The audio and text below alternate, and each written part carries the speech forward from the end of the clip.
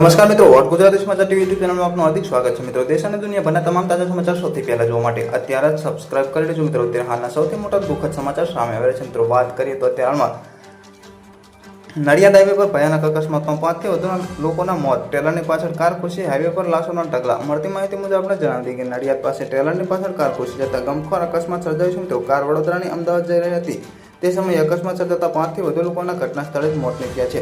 મળતી માહિતી મુજબ આપણે જણાવી દઈએ કે અમદાવાદના વડોદરા એક્સપ્રેસ હાઈવે પર દુર્ઘટના સર્જાતા ફરી એક વખત હાઈવે પર રક્તજીત થવામાં પામ્યો છે। મિત્રો, મળતી માહિતી મુજબ આપણે પણ જણાવી દઈએ કે 108ની 2 એમ્બ્યુલન્સ પણ ઘટના સ્થળે પહોંચી ઘાયલોને સારવાર અર્થે હોસ્પિટલમાં ખસેડવામાં આવ્યા હતા। મિત્રો, અમદાવાદ વડોદરા નેશનલ હાઈવે પર અકસ્માત સર્જાતા અમદાવાદના એક જ પરિવારના 5 થી વધુ લોકોના મોત નીપજ્યા છે। મિત્રો, પરિવારજનોને શોકનો માહોલ છવાઈ રહ્યો છે।